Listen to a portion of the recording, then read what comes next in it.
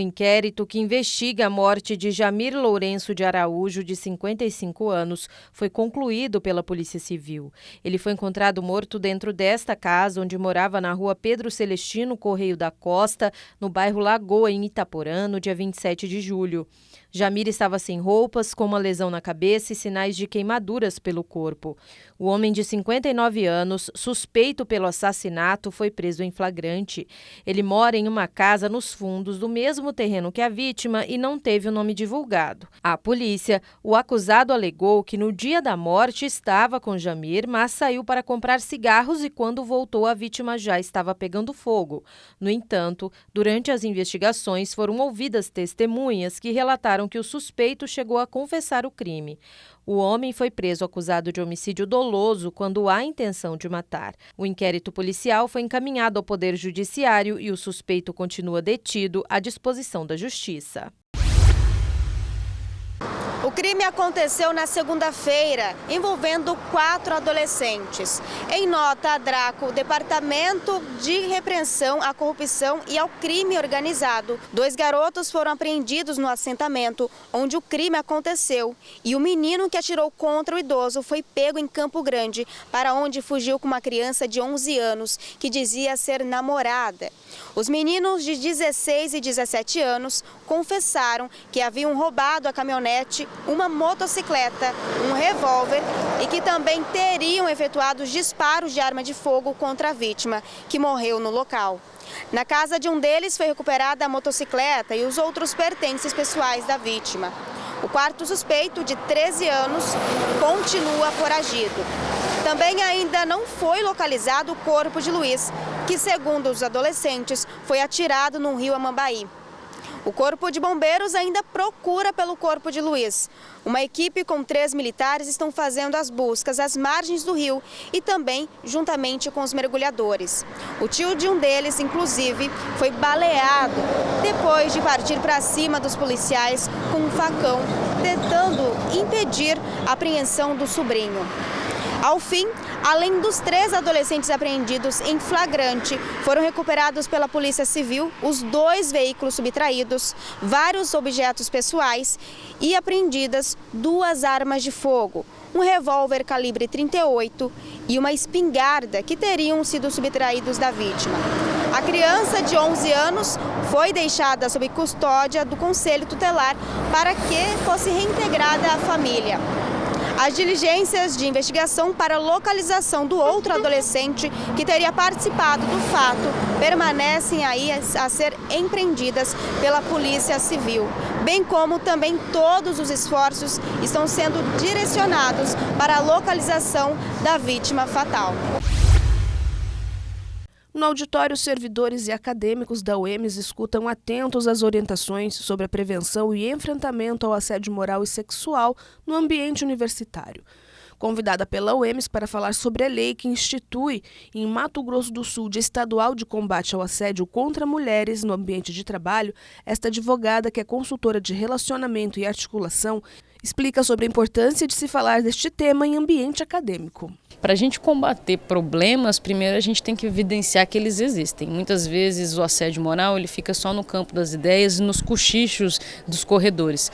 Na medida em que a gente conversa disso no ambiente institucional, mostrando que a universidade está preocupada com esse assunto, a gente também evidencia para os alunos, para os técnicos, para os membros da comunidade acadêmica, de que eles têm que falar sobre isso e que muitas vezes eles são vítimas desse assédio moral. Agora, o assédio, seja ele qual for, pode vir de qualquer lado. Os canais para as denúncias estão abertos tanto para os estudantes quanto para servidores, conforme explica este advogado, que também é professor e assessor jurídico da instituição. Dentro das instituições públicas, o assédio moral ele ainda é um assunto, de certa forma, pouco debatido. E uma atividade como essa é primordial para que o próprio servidor tenha conhecimento em relação ao que é assédio moral, quais condutas podem evidenciar um assédio moral, quais são as formas que você tem de denunciar denunciar e, por exemplo, conseguir evitar ou, se for o caso, aplicar uma penalidade àquele que praticou o assédio moral. Então, nós temos dentro das instituições públicas uma série de canais que o servidor pode se utilizar para que ele possa denunciar um caso de assédio moral. Nesse ponto, é muito importante que a pessoa que ela está sofrendo assédio moral, que ela faça algumas provas em relação daquilo que ela está sofrendo. Então, por exemplo, anotar os horários que ocorreu, verificar se há alguma testemunha, fazer cópias de eventuais e-mails, recados, mensagens que a pessoa recebeu e que tem algum caráter intimidatório ou carrega algum tipo de violência. Então, todos esses documentos são necessários, por quê? Porque eles vão possibilitar que haja posteriormente uma investigação, uma apuração desse fato e, se for o caso, então, a aplicação de uma penalidade àquele que provocou o assédio moral. A prevenção e o conhecimento sobre o que caracteriza o assédio é o caminho para que as pessoas possam se defender de situações constrangedoras e criminosas. Quanto mais a gente fala, mais a gente consegue trazer situações em voga, mais a gente vai discutir. Em termos de assédio moral e sexual no trabalho, quanto mais a gente fala, mais a gente fortalece ouvidorias, mais a gente fortalece esse ambiente, esse workflow que a gente chama de como denunciar, o que fazer e como enfrentar esse processo também, que é um dano psicológico, muitas vezes, da pessoa que sofre assédio moral. Os espaços públicos, como o próprio nome já diz, eles têm que serem espaços de acolhida, espaços de integração, democracia e diálogo. Sempre que qualquer pessoa se sentir desconfortável, se sentir constrangida, se sentir intimidada por alguma situação, ela tem que levar adiante a situação por meio dos órgãos cabíveis, seja professor, seja aluno, seja servidor, seja um terceiro que esteja na universidade, ele tem que levar ao conhecimento do órgão competente para que o fato seja apurado, para que seja esclarecido, para que seja analisado se houve ou não algum ato irregular em relação ao que foi praticado contra a pessoa.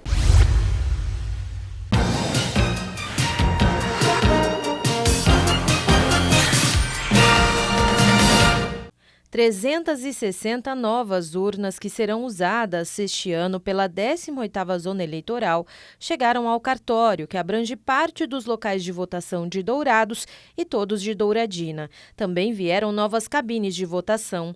Os equipamentos ficam num depósito reservado, monitorado e com segurança. E mais urnas estão para chegar na próxima sexta-feira. São 354 que serão usadas na área que abrange a 43ª Zona Eleitoral, aqui em Dourados, Laguna Carapã e Itaporã. A gente guarda as urnas, na data certa a gente insemina as urnas, que é preparar as urnas para a eleição, dar carga nas urnas com os dados dos eleitores, dos candidatos. Terminando a eleição, a gente armazena de novo as urnas por 120 dias, que é o que a legislação determina.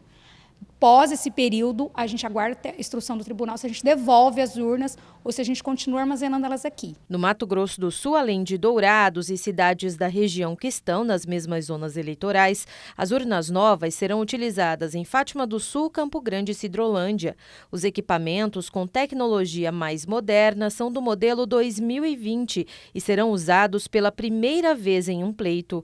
Além de um design novo, tem um processador 18 vezes mais rápido do que o da versão anterior. É uma urna menor, uma urna mais leve, uma urna mais rápida, tecnicamente mais eficiente e mais moderna. O terminal do mesário também está mais moderno. O teclado, que antes era físico, agora tem uma tela sensível ao toque. Na prática, permitirá que, enquanto uma pessoa vota, outra seja identificada, aumentando o número de eleitores por sessão e diminuindo a fila na hora de votar.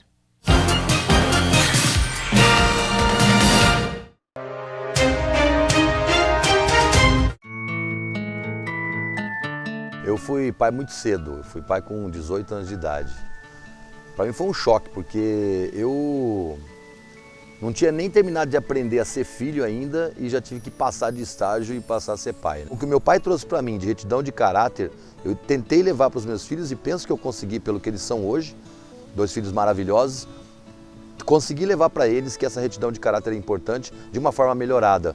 E eu vejo, e eu fico muito feliz porque eu vejo nos meus filhos tentando passar para os meus netos aquilo que eu tentei mostrar para eles durante a vida toda.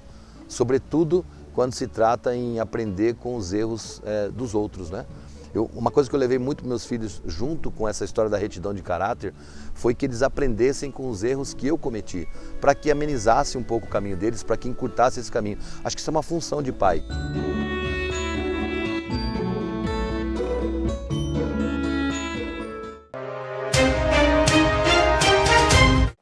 Os ladrões fugiram do local sem serem identificados e estão agora sendo procurados pela Polícia Civil através da DERF, que conta com o apoio da população através de denúncias anônimas para poder prender a quadrilha. Além disso, vários comércios e residências já foram alvos de marginais, como furtos e arrombamentos na mesma região. Por isso, sua participação com denúncias é muito importante, através do 190 ou 181. A ação dos ladrões cara de pau e audaciosos aconteceu em plena luz do dia, mesmo embaixo de chuva e muito frio. O bando chega em um veículo HB20 da cor branca, para em frente ao imóvel alvo do furto e, na sequência, arrombam o portão e entram na casa, levando vários objetos, entre eletrônicos, pertences pessoais dos moradores, além de valores em dinheiro e joias. A ação criminosa foi toda registrada por câmera de segurança da residência, que não intimidou os meliantes, que limparam o local.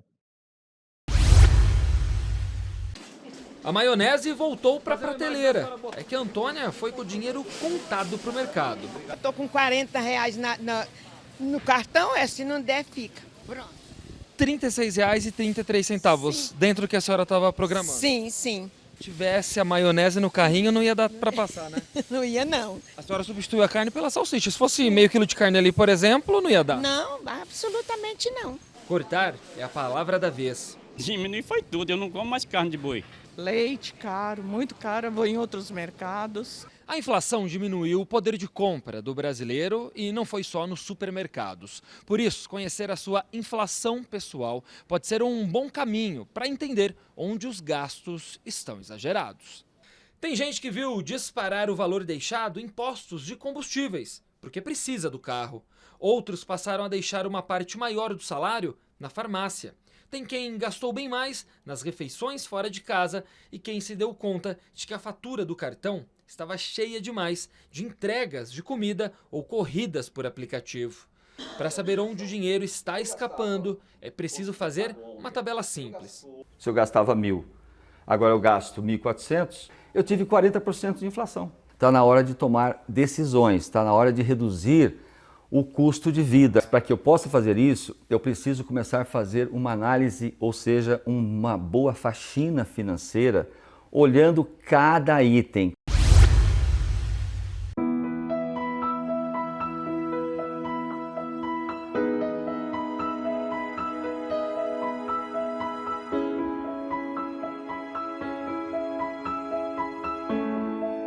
Materiais recicláveis, telas pouco convencionais, quadros texturizados. Estes são alguns dos ingredientes para a produção das peças da Mostra de Arte Sensorial. Elas são produzidas com materiais recicláveis, né? A maioria delas totalmente reciclável. Restolhos de lápis, né? A casquinha mesmo quando você aponta, né? Cola quente, que eu utilizo, que é o que mais a gente chega próximo do relevo que a gente faz no livro em braille. Tampinha, né? de garrafa, sementes, cascas de árvores, folhas já secas. Outras eu ainda utilizo a tela, né, que é o que a gente consegue comprar, e a cola. O restante é todo em material reciclável. 16 quadros compõem a mostra que ficará em exposição na Praça dos Imigrantes, no centro de Campo Grande, por todo o mês de agosto. Enxergar vai muito além daquilo que os olhos podem ver. Essas obras aqui, por exemplo, têm o objetivo de mostrar que uma tela pode conter muita informação para ser acessada com os campos dos sentidos, das emoções e da imaginação. Pode chegar, tocar, sentir mesmo o quadro, fazer essa experiência, né? E essa exposição, quando não estiver aqui, podem ir até a Biblioteca Pública Municipal, Ana Luísa Prado Bastos, lá do Horto.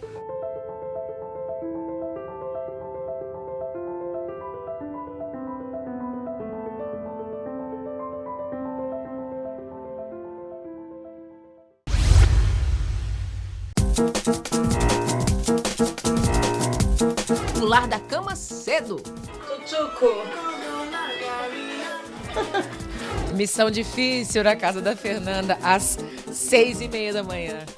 Dá bom dia, Nanda. Fala bom dia. Deixa a janela aberta, põe música, eles ficam um pouquinho até na preguicinha, mas depois tem que começar a correria. Aos 13 anos, a Maria Fernanda sente o peso da rotina. É muito cedo. Fico com preguiça, ainda mais quando tá nublado.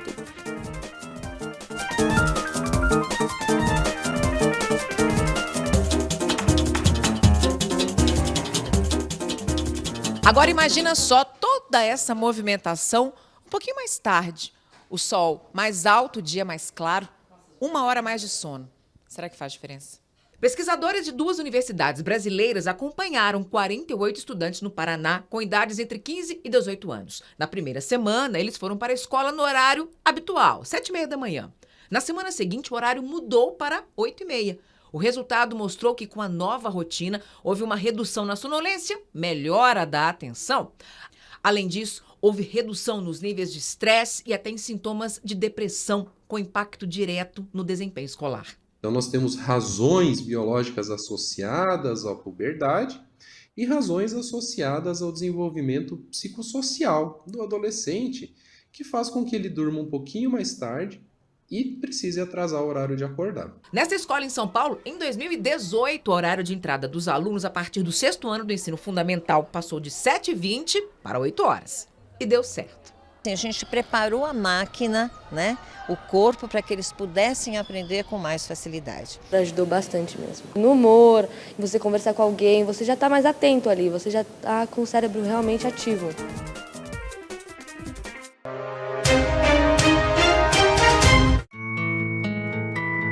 Sou filho de Goiamum, Zé do Brejo tem um pai, eu não tenho um. Nossa, essa é uma canção que marcou muito a história do Zé do Brejo, né? Do Vitor de Santos. Falar Vitor de Santos ninguém conhece, agora Zé do Brejo é uma grande marca aqui em Campo Grande, não só como comunicador, mas como um pai. Foi um grande incentivador dos filhos, um cara que sempre deixou os filhos à vontade.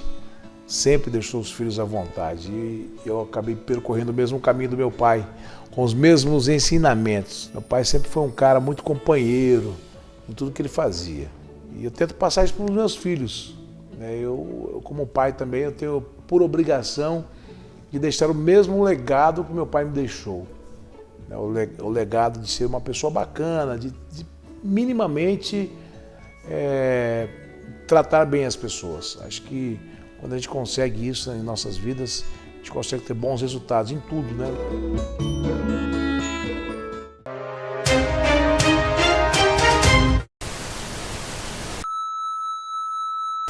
Ela é praticamente da família. Tem até lugar de destaque na sala de casa. Com ela nós rimos, choramos e através dela acompanhamos fatos históricos. Você já sabe de quem eu tô falando, né? Da televisão. Para que você receba conteúdo diário aí na sua casa, tem uma gama enorme de profissionais trabalhando duro para produzir conteúdo. E hoje, Dia Nacional da Televisão, nós vamos mostrar um pouco do trabalho dessas pessoas que fazem a mágica acontecer.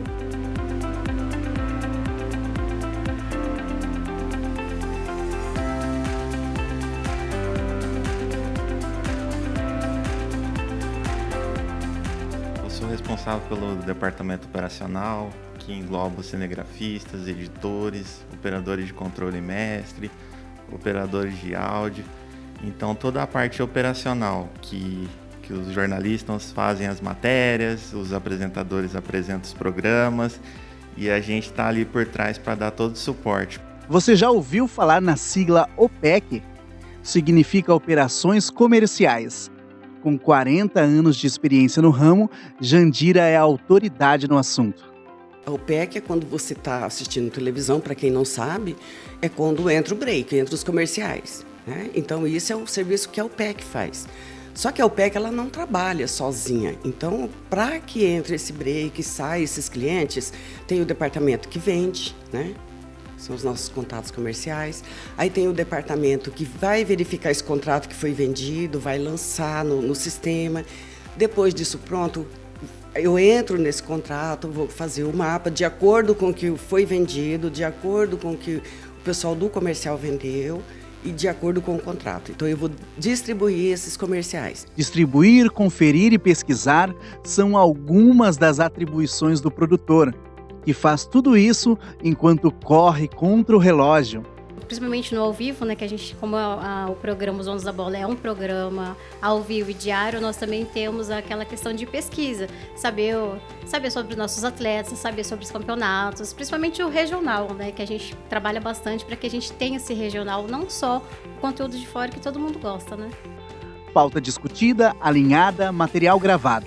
Agora é hora de separar, organizar e lapidar tudo. Essa etapa acontece aqui, na edição.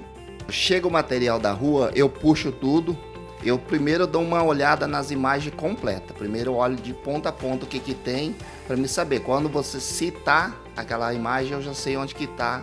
Então é rápido por isso, eu olho primeiro tudo. Tudo editado, roteirizado, é hora de colocar no ar. Nesta sala um trabalho orquestrado acontece. Tudo sob a batuta do diretor de TV. O diretor de TV ele é responsável por pôr toda a parte técnica do programa ao vivo. No caso é orientar os cinegrafistas, ver como é que estão a questão dos enquadramentos, cuidar do áudio, orientar toda a parte técnica, os caracteres. É o responsável por tudo que vai para o ar, de combinar com os cinegrafistas sobre o melhor enquadramento, de ver com o operador de áudio se está tudo funcionando normalmente, de ver se os caracteres estão corretos no ar. Então eu sou responsável por tudo na questão do programa ao vivo quando diretor de TV. E por fim, o controle mestre, em sintonia com o Twitter e OPEC, coloca todo o material no ar. A gente copia material comercial, copia chamadas que vêm da rede, a gente copia programas gravados, a igreja, tem a geração da madrugada também que a gente faz. Tem bastante coisa que muita gente não sabe que acontece por aqui. Há também muitos outros profissionais indispensáveis nessa cadeia produtiva e, por questão de tempo, não foram citados. Mas a eles, o nosso muito obrigado. E, claro, nossa gratidão a vocês que nos assistem todos os dias e que são a razão do nosso trabalho. O ao vivo, cada dia dá um friozinho na barriga. Mas ainda bem que a gente conta com uma equipe experiente, né? Aí a vantagem de ter ótimos profissionais juntos, que a gente sofre um pouco menos, porque cada um sabe muito bem o que fazer. Aí a questão da orientação, tudo é um time bem encaixado nosso. Aí fica mais fácil de trabalhar. TV é feito de emoção, entendeu? E esses profissionais que trabalham aqui têm esse olhar. Cada imagem é pensada, cada take que os editores colocam, cada efeito tem que ter um envolvimento. Então esse é o desafio.